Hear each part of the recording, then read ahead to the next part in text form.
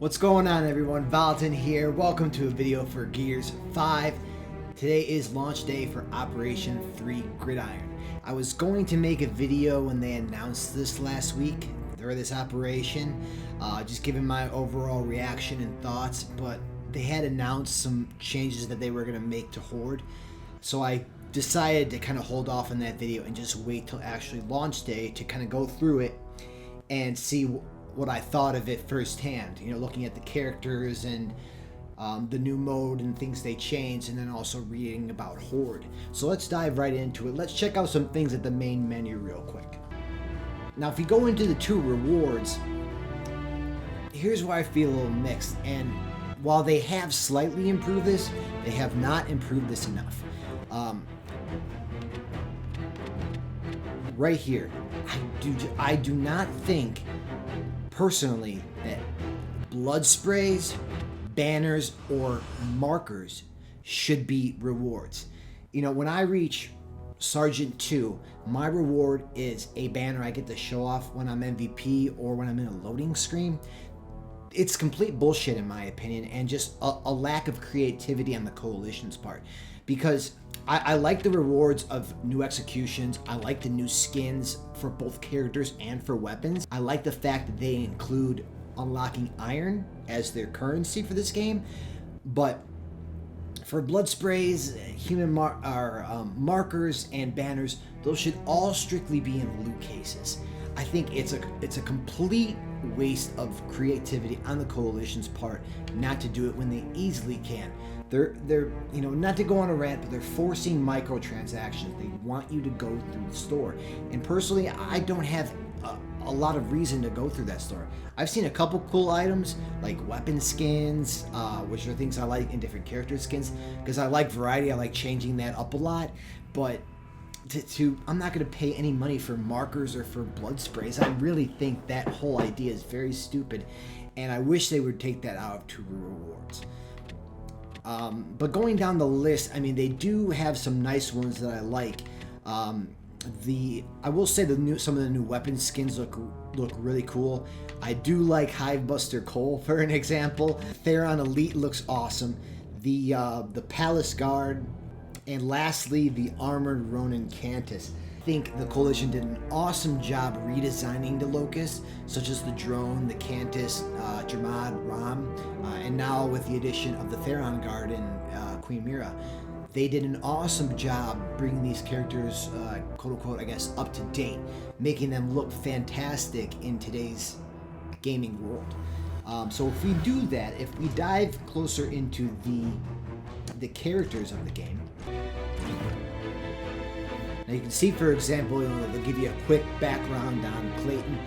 They'll also say, you know, what he's available in Escape, Horde, and Arcade. You can either purchase him for 500 iron, or you can earn him. The thing I like that they did differently now is to earn this character, you simply just have to craft the totem and then earn 30,000 XP in versus Horde or Escape with the totem attached. I think that unlocking system is more than fair. More than fair. Because before, with other characters in the past, like Operation 1 or 2, there were certain steps to unlocking the Cantus, to unlocking the Locust drone, to unlocking Ram. You had to do certain things in Horde, you had to do certain things in Escape, you had to do certain things in Versus, you had to use certain weapons, plus XP on top of it. I think it was a total of 6 categories. But they finally took that out, making it a lot easier, because my main complaint with that was for the everyday Gears player, that's fine, it was a little bit challenging to unlock them, but for the casual player who just likes to play Horde, once in a while they'll play multiplayer or they'll play Escape, and they're not interested in Versus or any of the other modes, it doesn't bring that audience, with these new operations, doesn't bring that audience back into it. So that was my main complaint with that part of it. And it was exhausting trying to unlock these characters, even for the everyday player, in my opinion. But they took that away regardless. They made it a lot easier for, not only for everyday players, but just for the casual player, which I think is a great idea.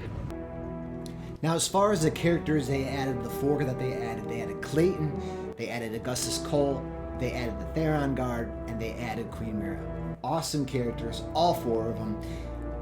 But as far as the 2 COG characters go, Clayton and Cole, I think those characters should have been added, no questions asked, on day 1, on launch day. These are original characters, especially Cole. He's a staple character, one of the favorites in the Gears franchise. It's taken this long to make him available. I don't get it. It's still, both sides are still a lack of a roster, in my opinion. There are so many characters within the Gears universe that they could bring in that could be a little bit more playable. I really wish, and I was hoping that we would have more than 4. There's been rumors, if you go to Clayton real quick, that there's also going to be his brothers Anthony and Benjamin that are going to come to the game. What I have a feeling they're going to do is take the easy road on this one. They're going to do something very similar that they did with Private Kassan and Vermello. They're just going to put the Onyx Guard skins over them. In my opinion, now I'm just a forewarning, I'm a huge Gears of War nerd. I've been playing it since the first one. I played all the games. I've read all the books. I love the lore. I love the story in this game. So in my opinion, especially if you look back to Gears of War 3, the Onyx Guard was awesome to play as in Horde and also in multiplayer. He was an asshole. He was sarcastic. He was a lot of fun. The voice acting in this game has always been fantastic. And I love the commentary. I love the characters chirping back and forth in this game. I always thought the voice acting was excellent in this game. There was never a problem with that anywhere. But I feel like that's what they're going to do with Anthony and Benjamin. They're going to take the easy route and not have them just be separate characters, but have them be just skins on top of Clayton. I do think that Anthony, Benjamin, and even the Onyx Guard are good enough characters to have their own, just to be on their own setting, have their own roles. If we look further into Horde, I'm not gonna spend too much time on Horde, but they did make a few announcements as far as changes that they're gonna make. But to be honest, in my personal opinion, I just don't think it's enough.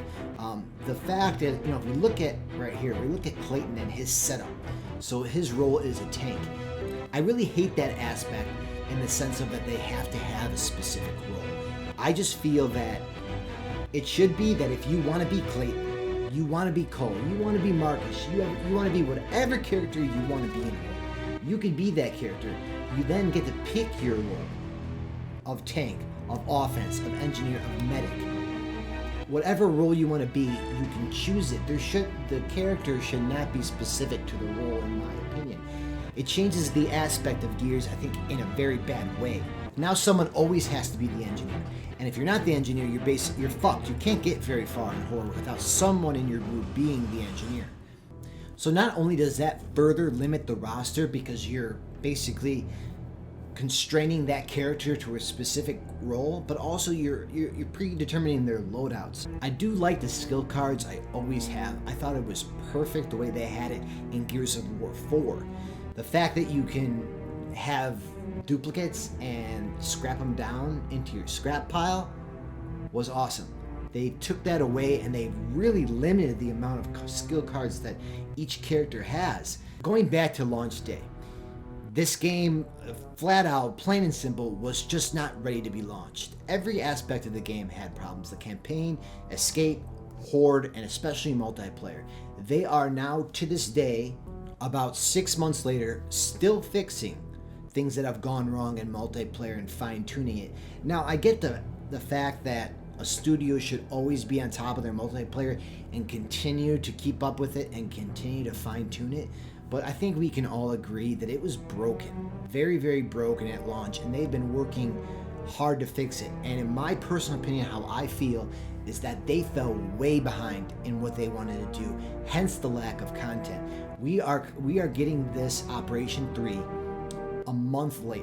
The real reason I think behind it is because they have fell behind with all the problems going on in multiplayer that they have lacked in the availability of operations. They say, if you log on their website and keep up with their news, they say they're listening to fans. I think they are, partially. Because I see through Twitter and I see on the YouTube comments of other videos that people have given up on this game. People are very disappointed in this game. They're disappointed in the lack of content. And I can't disagree with any of those people. I'm not one. I have personally not given up on this game. I still love this game. There are certain things that drive me nuts about it. They have fixed the multiplayer for the most part, in my opinion. Now they really need to focus on Horde. Having said that, I think the changes that they made to Horde were extremely minor. I was expecting something a lot more. But I think they're going to be focusing now more on Horde, and as rightfully so, as they should. So let's see what they have in store for the future. Let's not dwell on it too much because it is what it is.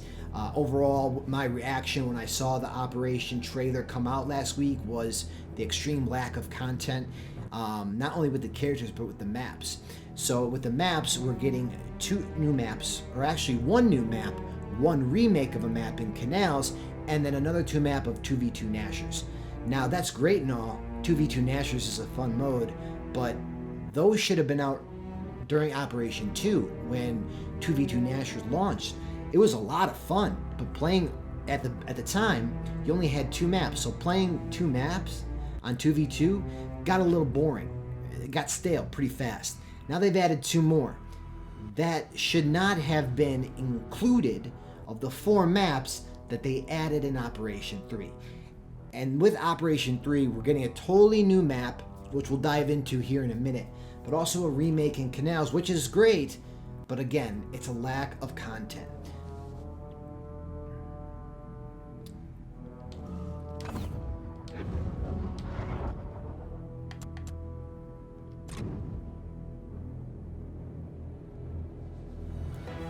One thing I'll say about Operation 3, what they've done in Ranked, if you notice, Execution and Guardian are gone, which I'm absolutely furious about. And here's what I'm reading on their website, verbatim. While Execution's numbers boomed at release, it has since become one of our least played modes by population, along with Guardian. As for free-for-all, we do not believe the current ranking system can offer a compelling and enjoyable experience in a non-team-based mode with the current design without significant work. We believe Gridiron will be a compelling single-life base mode when it arrives in Ranked, which will be a few weeks after the release of Operation 3. For Guardians fans, it will be available in quick play, and through special event experiences, a la Dodgeball. We'll be evaluating the impact of these decisions as we think about the future. Gone today does not necessarily mean gone forever. Since they say that, I will say that it is an absolute mistake to remove those modes. I believe that not just all games, but since we're specifically talking about this game, it is all about variety. The more maps you have, the better. The more characters you have to choose from, the better. The more modes you have, the better. For them to take out those 2 modes, and I could be just a little bit biased here because I personally love Guardian. It was one of my favorite modes. But to take those 2 modes out just simply because they weren't popular, that's not a good enough reason, because there are people that still enjoy those modes. I mean, I enjoy Escalation. I enjoy Traverse through Nashers once in a while. Like I said earlier in the video, it does grow a little bit stale with the lack of content, with there now only being 4 maps. It's still not a lot. King of the Hill is fun, and Team Deathmatch is a classic in any multiplayer game you play. But for them to just remove those 2 modes and not have them in Ranked is an awful decision, and I hope that the Gears community agrees with that and decides to bring them back.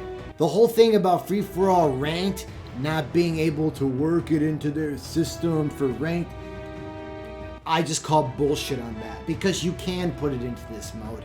For the people that want to play it and want to rank up, why not have it be there? To say, and I quote, "We do not believe our current ranking system can offer a compelling and enjoyable experience in a non-team-based game mode with a current design without significant work." Sounds like a fancy excuse to me.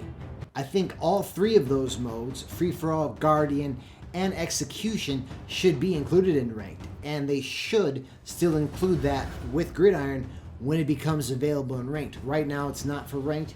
I understand that. They're just testing the waters with Gridiron. But all those modes should be in ranked. With this video, I just wanted to give you an overall feel of what I thought of Operation 3. We'll definitely keep diving into this operation in future videos, as well as future videos for Gridiron Go. A few other notes on Operation 3 as well. Overall, I do like the new map Panu. I think it's a very great map. Canals is a cool remake. They definitely did a good job with that as well, but again, for me, it comes down to lack of content.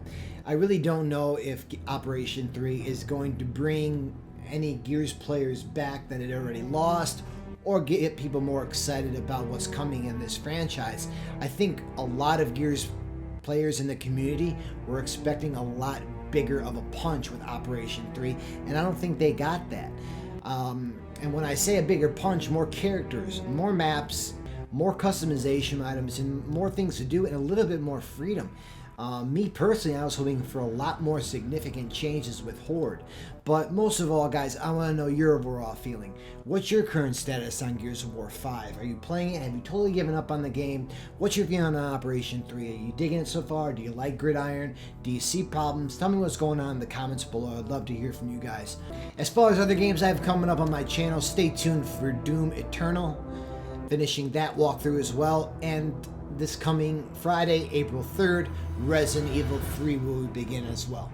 Thank you guys so much for watching. This is Volitan signing off.